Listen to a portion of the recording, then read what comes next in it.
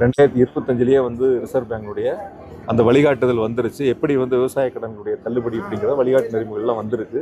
இதெல்லாம் தெரியாம அப்பொழுது தேர்தல் வாக்குறுதி கொடுத்தாங்களா, அல்லது தெரிஞ்சே மக்களை ஏமாற்றுவதற்கான தேர்தல் வாக்குறுதி கொடுத்தாங்களா? உங்க மூலியமா இந்த புதிய அரசுக்கு, தாவேக அரசுக்கு நான் சொல்றது என்னன்னா, ஒரு 14 லட்சம் பேர் விவசாய கடன்ல பயனடைஞ்சிருக்காங்க அப்படின்னு சொன்னா, 50,000க்கு கீழே வாங்கினவங்களுக்கு மட்டும்தான் முழுமையான தள்ளுபடி அப்படின்னா, நீங்க தேர்தல் வாக்குறுதி என்ன சொன்னீங்க?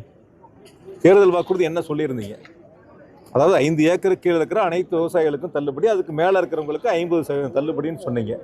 இப்போ தள்ளுபடியிலையாவது நீங்கள் என்ன சொல்லணும்? 50,000 பேர் இவ்வளோ பேர் பயனடைஞ்சாங்க, 50,000 தள்ளுபடியில் இவ்வளோ பேர் பயனடைஞ்சாங்க, 60,000 வரைக்கும் இவ்வளோ பேர் பயனடைஞ்சாங்க, 1 லட்சத்துக்கு மேலே பயனடைஞ்சவங்க இவ்வளோ பேருங்கிற அந்த எண்ணிக்கையை சொல்லாமல் பொதுவாக 14 லட்சம் பேர் 2044 கோடி இதன் மூலமாக தள்ளுபடி செய்யப்பட்டுங்கிற கருத்தை சொல்கிறாங்க.